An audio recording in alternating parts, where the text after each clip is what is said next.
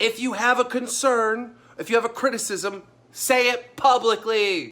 Alright then, it's fine by me. DJ Dan Keem is a mug, and that may not be news for many of you. But it's the type of opinionated news that you may find on his news channel.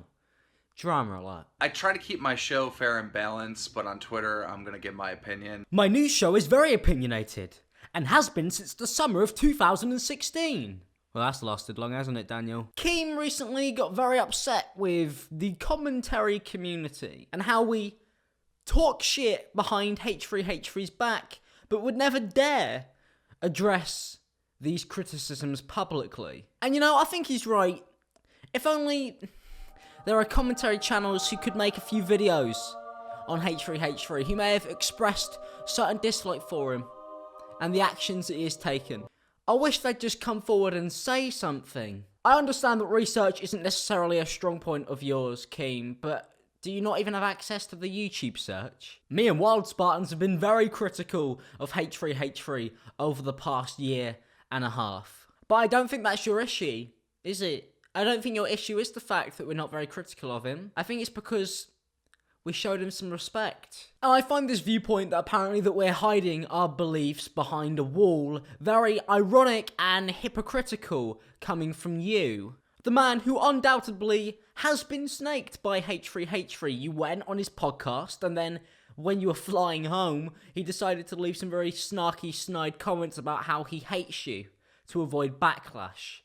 That's pretty classic H3H3. If only a few commentary channels before you had maybe pointed out that he was a snake. Ethan's actually more of a snake than Leafy is, and Leafy's a fucking lizard. 2016, I'm Alex, knew what was up. But I do believe you have a right to be angry. In fact, as a commentary community, we most definitely sided with you and all the bullshit that he was throwing your way. But this is just plain spiteful. When I make videos critiquing somebody, I'd like to see them one day own up to their mistakes and try to see themselves change, because I'd like to believe that people would have the same respect going back towards me. I personally respect a man who's willing to improve, which is why I've given you multiple chances and spoken to you, and still do speak to you when I have the opportunity, to hear what you have to say and to listen to you, Daniel. But we aren't real, are we? No.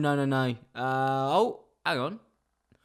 What's this, Daniel? Is this a Twitter video on your Twitter? Oh no, not one of them.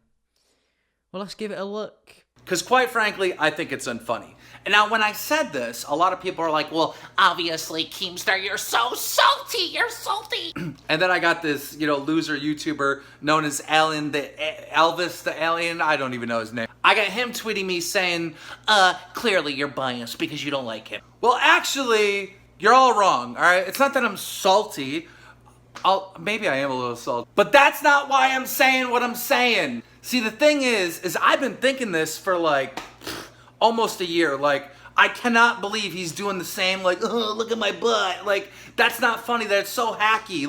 Are there preschoolers over there subbing to this shit? I've been thinking this forever, but I just didn't say anything. And the reason why I didn't say anything is because I was cool with Ethan. Yeah, I call you salty. I'd also call you a hypocritical madman. We're the ones who've been hiding our opinion on H3H3, whereas you have had access to talking to him and have decided to hide the fact that you believe that his content is incredibly unfunny until he had wronged you.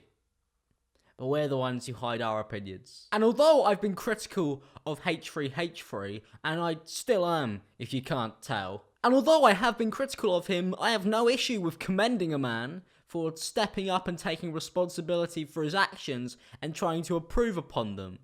That's why I pointed them out in the first place. Hating on H3H3 has never been a popular trend. In fact, those are some of my most disliked videos I've ever created. So if you're playing the whole pandering commentary community card, you've come to the wrong people. Now, the tweet that started this all, which admittedly really was a harmless tweet at all, was this. I think fame has definitely made me a worse person overall, more arrogant, defensive, distrustful, cynical. Over the past year, I've started to hate myself.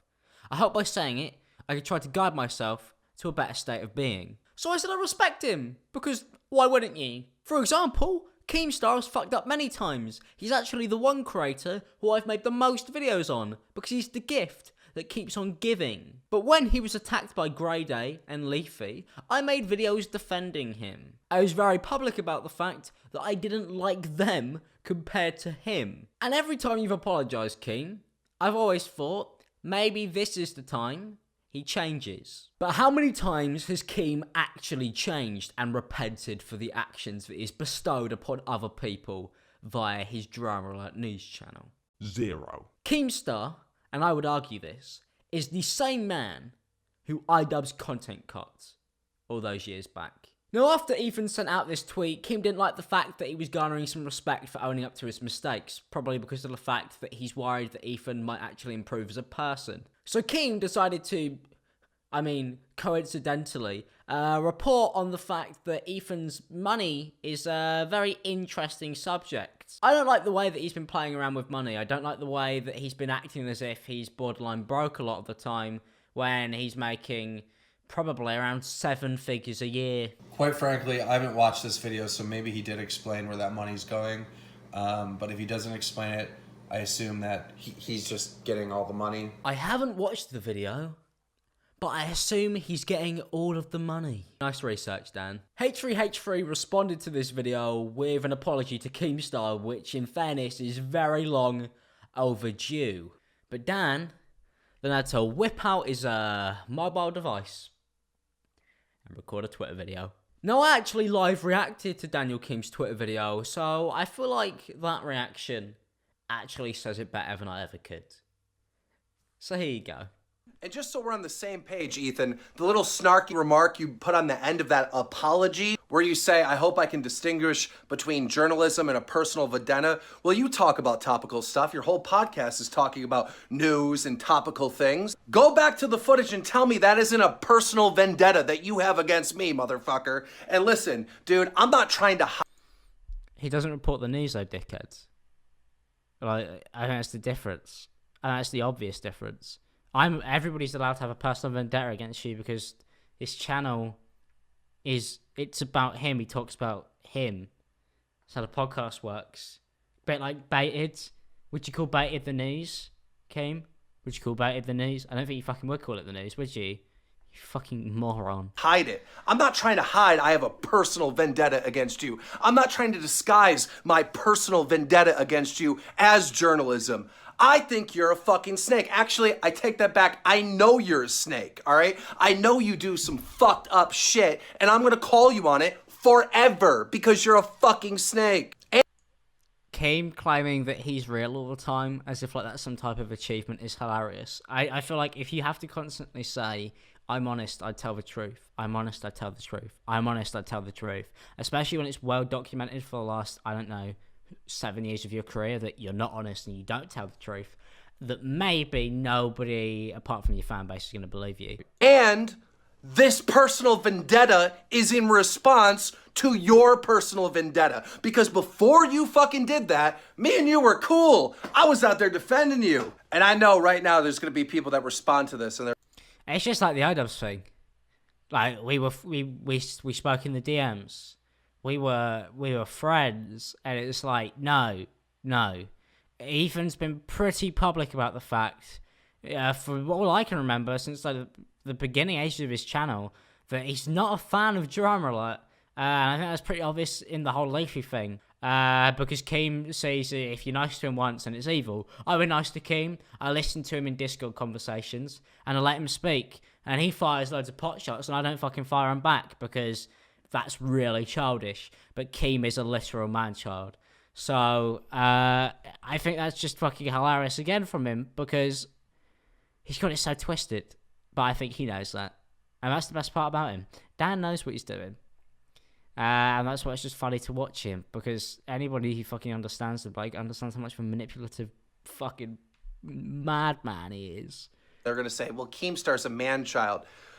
Oh, well, yeah, he is. And to think Ethan could have avoided all of this, when he just uploaded one video to his YouTube channel, asking why he was still getting hate after he'd apologised. I want to end this video with my view on H3H3 as a person, and why I've been critical of him, just to make it abundantly clear. I understand that the lawsuit was not even made by him, which is why Keem's accusations are definitely reaching. Ethan never went out of his way to get the lawsuit paid off. But I feel like the way that he has treated his fan base, the way he's treated his audience, is pretty manipulative in the way that if people go after him and criticize him, they will actually attack them without knowing the full story. And the reason why that is because I don't think Ethan has been 100% truthful. In my personal opinion, he's employed some of the same tactics that Keemstar has, where you tell half of the truth and you leave out the other half that might kind of not help your situation. My critique with Ethan was the fact that I don't believe he's incredibly honest with his position right now. I don't understand why his audience see me critique him for being a bit weird with money, kind of like how Keem has recently, especially with the whole fact that he's now getting money from the Payday video game. And it raises suspicions of people like me who see him uploading videos basically during an apocalypse about how he's really going to be struggling and how YouTube is pretty much over for him. But then he goes out and starts a podcast with a studio and he's getting about 5 sponsorships per episode. I wasn't happy with this because I felt like it really cheapened what the ad crisis was like for people who were really struggling, for the people who can't get those sponsorship deals. And that, accompanied with the lawsuit, Ethan definitely played it off as if they were on the brink of never being able to create again. And it's a clever business move because it gets people behind you and it gets people supporting you, which is what you want to do. But at the same time, I didn't feel like it was incredibly honest, and that's really the only thing I want to see from him from now on. I have always critiqued Ethan as an honest character, ever since he went after Pyro, and ever since he said he didn't need a platform to defend himself. The whole snaking of Daniel Keem is something that is also accompanied in the character, which is not a one-off thing, but a consistent thing over years of his career. My advice to you, Ethan, especially after your apology, to help you build on what you're trying to do here, is just to be a little bit more honest, just ever so slightly. Because if you'd have just been honest, you wouldn't have found yourself in any of these issues in the first place. And I think that's the most worrying part. You played a risk game of trying to get the most out of a situation by inciting fear, where really what you've done is just get on the nerves of people who actually know what's going on. Where you would have been supported either way. And we would have loved to have supported you to the absolute fullest throughout all of these issues. It's not our fault there's an ad crisis, it's not your fault there was a lawsuit, and I supported you on that. But at the same time, I do feel like my support has definitely been taken and really stretched the whole 9 miles. I hope you guys enjoyed this video, and I'll see you guys next time. Peace out, people. Hang on. Somebody sent me something awful on Twitter. I better quickly make a video.